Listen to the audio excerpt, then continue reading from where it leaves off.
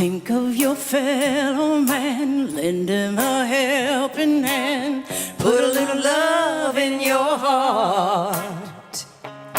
You see it's getting late, oh please don't hesitate to put a little love in your heart, and the world will be a better place, and the world will be a better place. Ooh. Another day goes by and still the children cry. Put a little love in your heart. If you want the world to know we won't let hatred grow, put a little love in your heart, and the world will be a better place, and the world will be a better place for you and me, You just wait. Oh, wait and see. Yeah.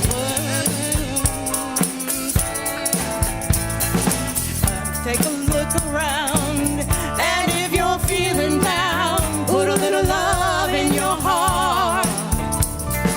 I hope when you decide this will be your guide, put a little love in your heart, and the world will be a better place, and the world will be a better place for you and me, You just wait. Oh, we wait and see.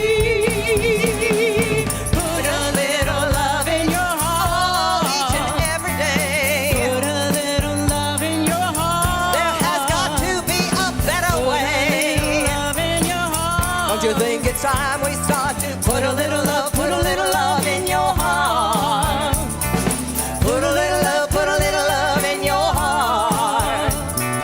Put a little love, put a little love, put a little love, put a little love, put a little love, put a little love in, put a love, put a little love in your heart. Put a little love in your heart. Put a little love in your heart. Here we go now. Put a lot of love, put a lot of love, put a lot of love, put a little love, put a little love, put a little love, put a little love, put a little love, put a little love, put a little love, put a little love, put a little love in your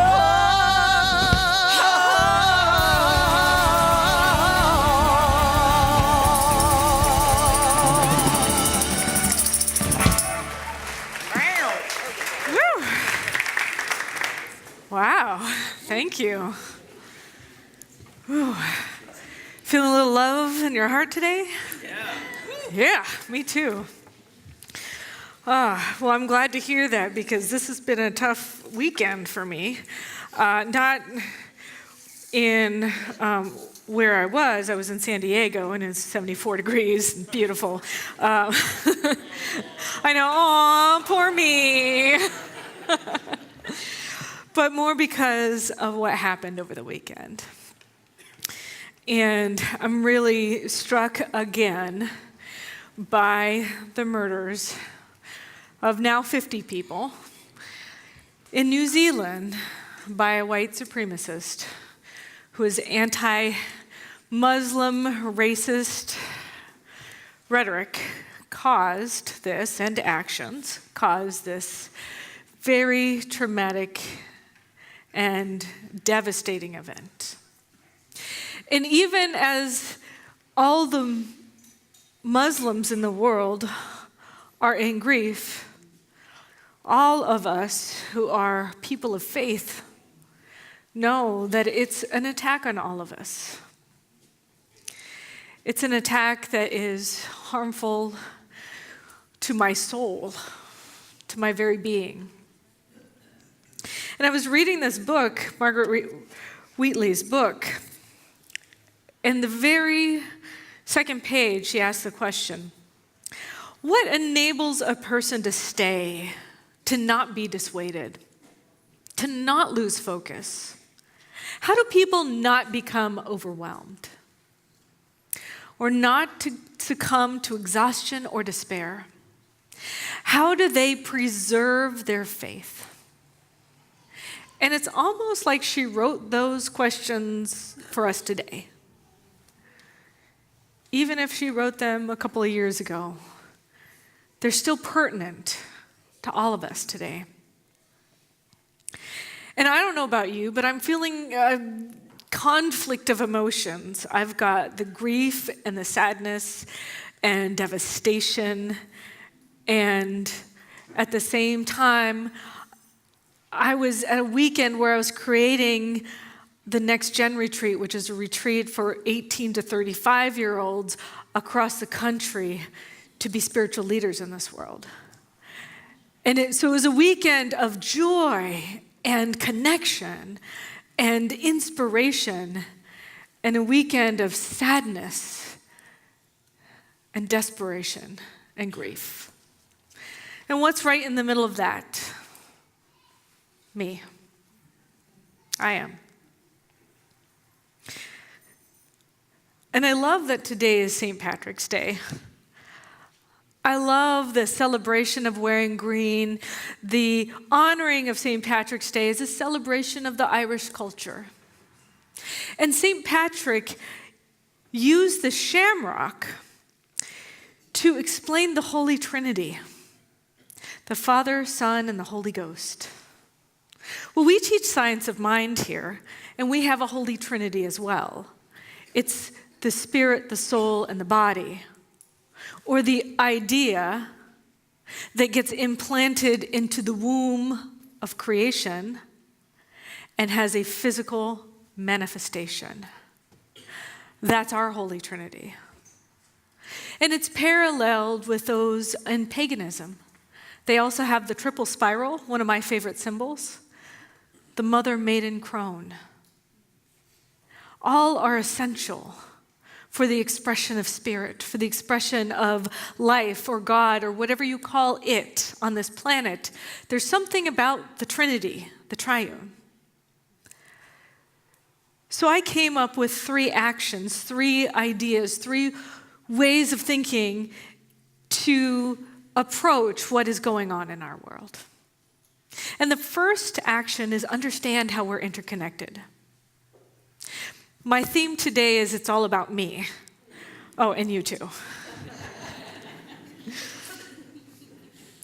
But to understand that each of us is in an interconnected, symbiotic relationship with each other.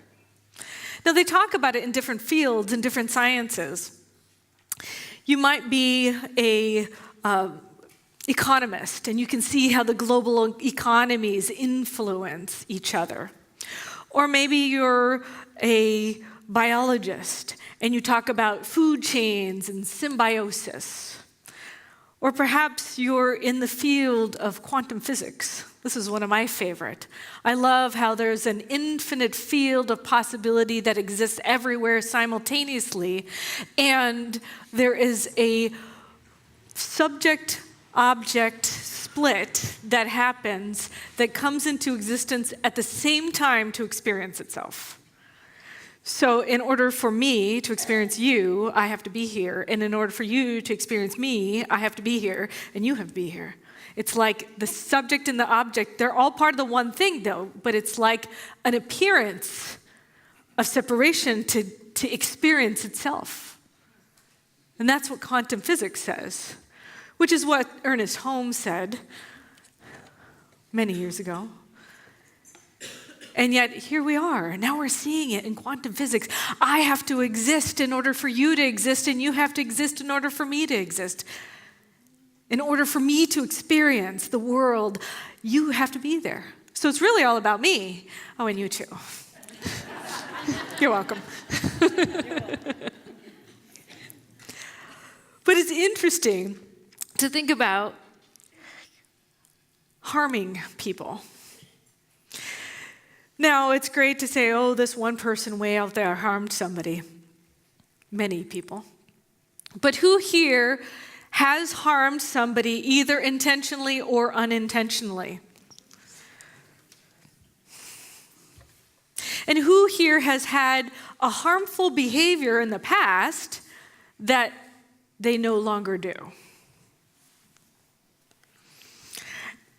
And who here has an old belief system that was harmful and has now changed that belief system?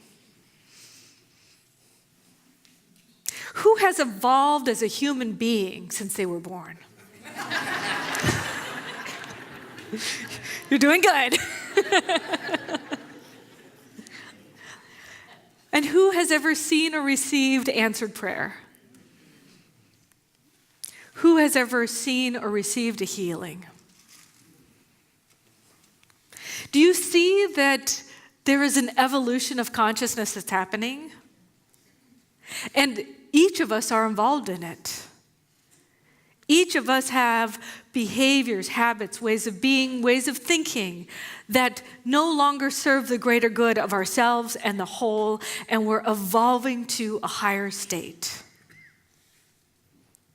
That's not just happening in you, it's happening around the world.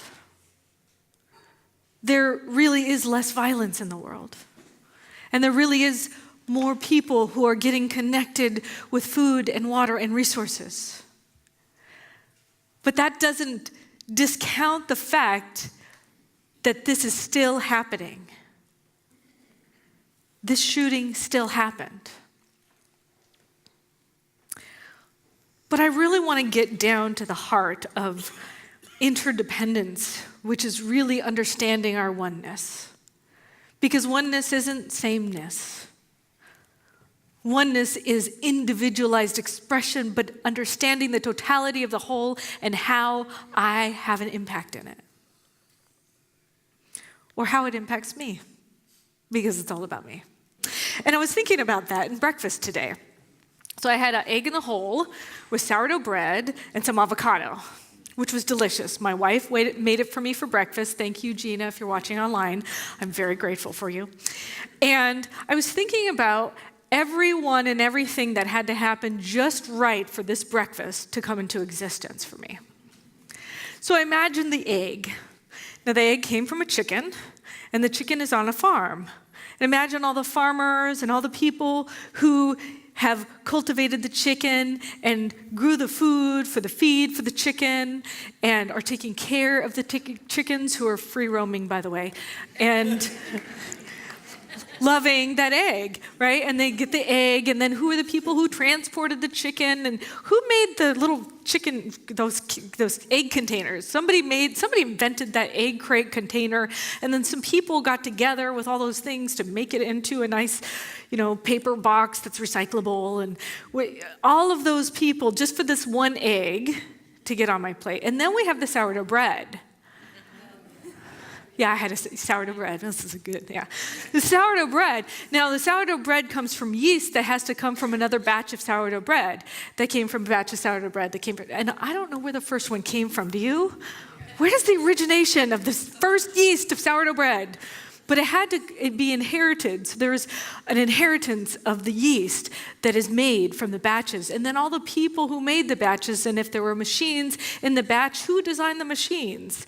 Who made that? And maybe it was just handmade, I don't know. Maybe there's a conveyor belt, I don't know. But who designed all of that? And then who are all the people who packaged it and breaded it and brought it to the store for me to buy it? And then I had an avocado. And the avocado's from Mexico. And who planted that tree, and who cultivated that tree, and who picked that avocado, and how did that avocado get to my plate? And then I had butter. I've Kerrygold butter. It's Irish. It's the best. And it's made from 100% grass-fed cows in Ireland. So, I had to bring the Irish into it, but... Imagine how many people from all around the world conspired just for my breakfast this morning. And not to mention the salt and the pepper. Right? And the plate.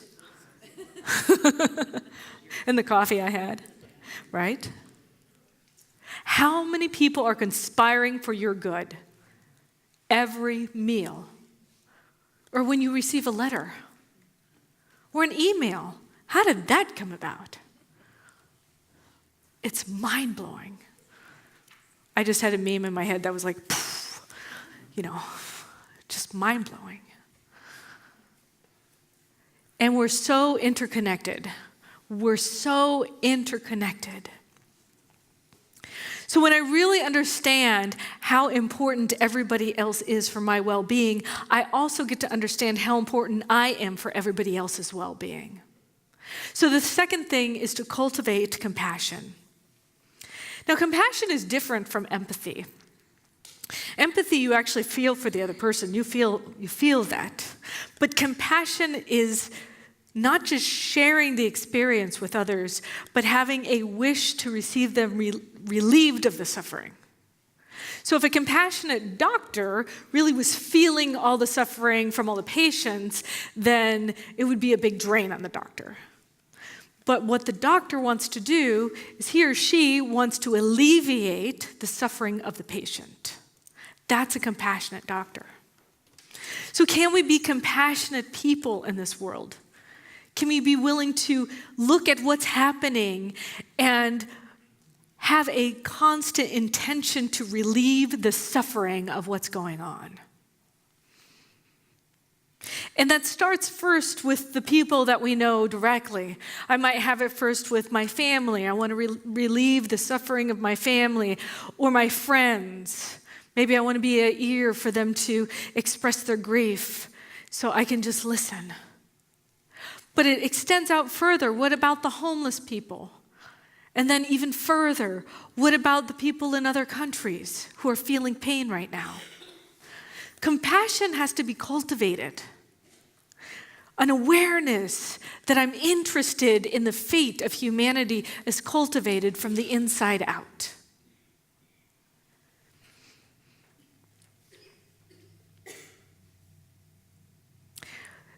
Ernest Holmes said that the universe holds nothing against us. We are judged by our own acts. Since we cannot act without first thinking, we're also judged by our own thoughts. And then it goes into actions. He also said in Living the Science of Mind that we firmly believe that immediate salvation is within reach of us all. That we continue to suffer as long as we impose suffering. And it's really incumbent on those of us who are called to step into a greater vision of humanity to respond with as much compassion and clear thinking as possible. Centers for Spiritual Living has a vision of a world that works for everyone. All of the Centers for Spiritual Living all across the world, that is our vision, a vision of a world that works for everyone. Center for Spiritual Living Seattle has a vision of being a force for good in the world. And if you're here, you're probably in alignment with that vision because something drew you here, some force drew you here. So you could be a force for good out in the world. But it's hard to really understand the implications of all of this violence that's happening out in the world. And there's violence that's happening everywhere. There's domestic violence that's happening. And many of you in the room could have been somebody who was enacting domestic violence on somebody you love. And somebody in this room is probably the receiver of that as well. But regardless of what that is, you're here because it's possible to be healed. That healing is possible. Because all of you just indicated that we're all evolving and that we're in an evolutionary cycle. And whether or not you were the receiver or the giver of it, something has shifted in you and in me where that is being healed. And it's being healed right now because of the actions that we are doing, because of the thoughts, prayers, and actions. So that's the third thing, is having thoughts, prayers, and actions. But really, I want to get this on a kind of deep level. I was thinking about my car yesterday. Now, imagine, I get in my car, I turn the key, the car doesn't start. Car doesn't start. Now, the car is part of a system that takes me where I need to go. It's important for me, But the car needs me to start it. I tried to start it. It doesn't start. So just because the car doesn't start, does that mean I'm a bad human? Or the car is a bad car? Right? Now, the car can't fix itself. It needs me to evaluate the issue in order for it to get fixed. It needs me. And at least it needs me to take some action to fix it. Otherwise, it's going to stay there. I can't get anywhere. Now, I could choose to do that. I have a choice. And it could just stay there broken. Or I could call AAA, or maybe I'll call a friend to come over and look at it, or maybe I will do my own evaluation and see if I can figure out what's going on. Now, I might see that I'm part of the problem. Like, for instance, oops, I forgot to fill the gas tank up and there's no more gas. Or maybe I left the light on last night and then the car battery ran out. Or maybe I got the car from somebody who didn't take good care of it and I had it for a while and something broke. So I inherited a car that isn't working up to its ultimate value. So regardless, it's my car, and I'm interested in it working, and I'm interested in having the final outcome. I'm interested in having that freedom of it working. So that means I'm the one who gets to take action. And I get down to the heart of the problem, and I realized maybe I'm part of the problem. Or maybe I'm not. See, some actions will be external and some actions will be internal. In order to fix it, I recognize that maybe I have to fill the gas tank up, or maybe I have to change the battery. But then maybe I need to change my behaviors for getting the gas down to empty and then just keep going on. And that was my behavior. So what needs to change in me, and also what needs to change externally? But both are important in order for the problem to be fixed. So I know in the end, the car needs me to start the system, and it also needs me to use the system. But it also needs me to upgrade and fix the system. And it may mean both internal and external actions on my part. The shooting that happened 4 months ago in Pittsburgh on the Jewish synagogue was a white supremacist.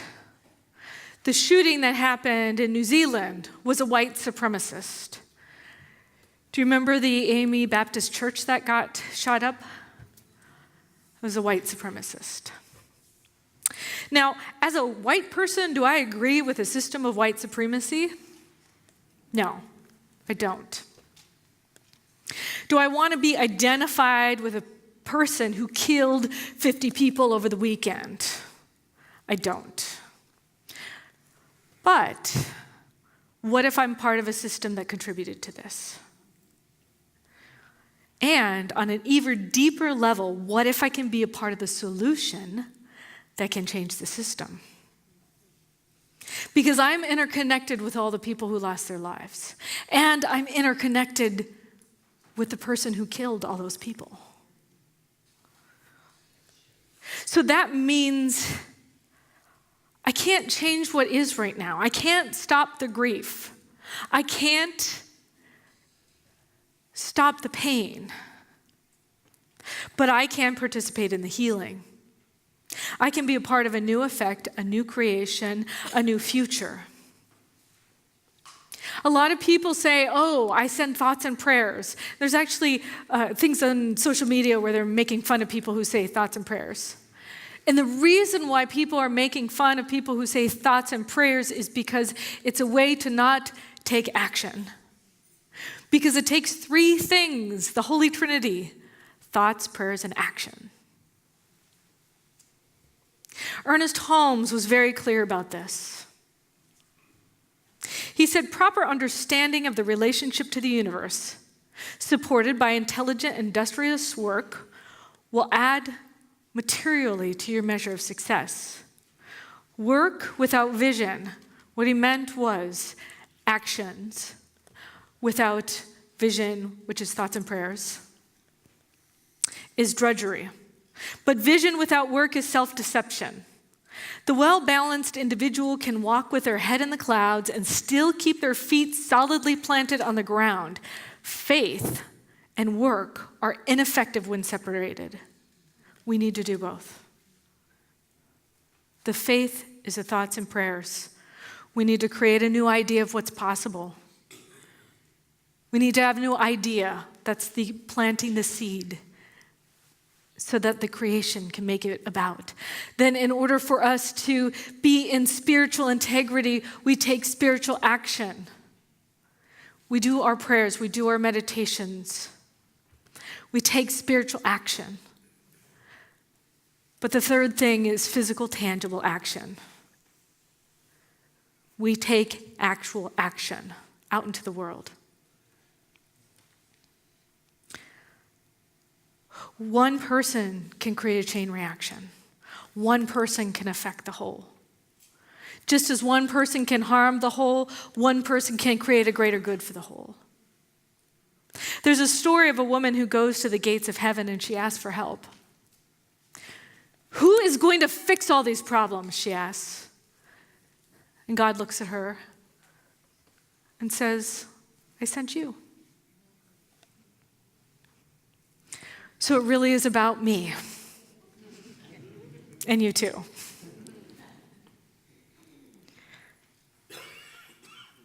And I wonder what enables a person to stay, to not be dissuaded, to not lose focus.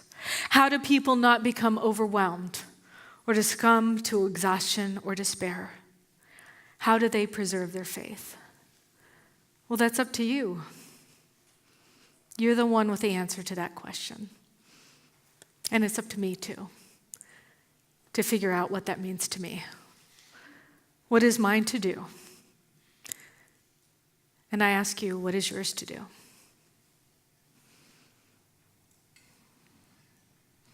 Let's pray.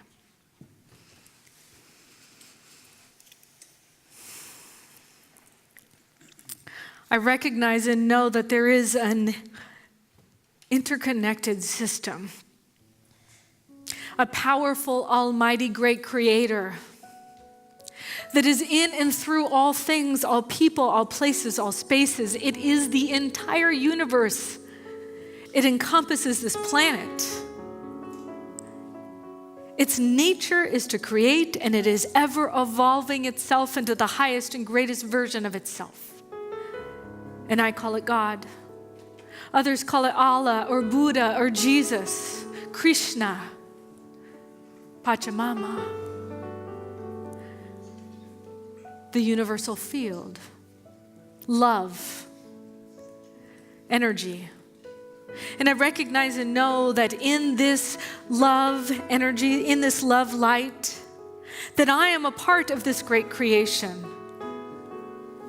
That it flows through me and it is available for me to tap in, tune in, and turn on to that radiant truth of possibility.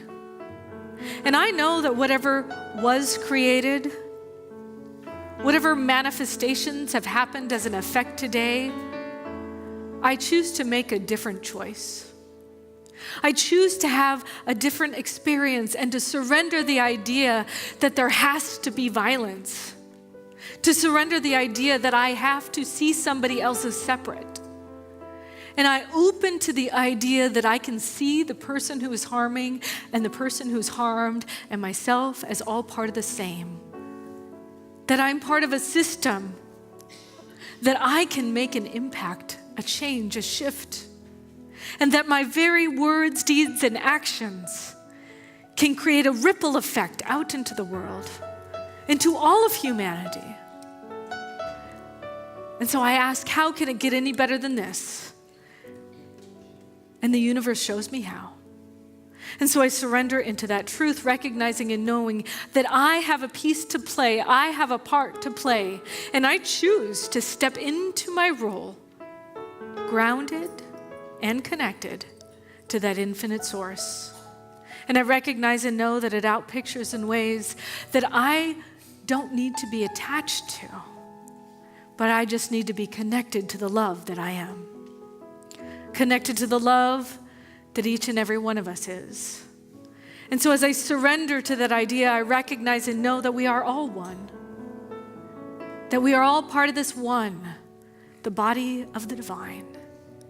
And so I choose to see with eyes of the divine. I choose to heal my heart and soul. And I choose to surrender to a greater possibility. I know it's already done. And so I let this go and let it be. And so it is.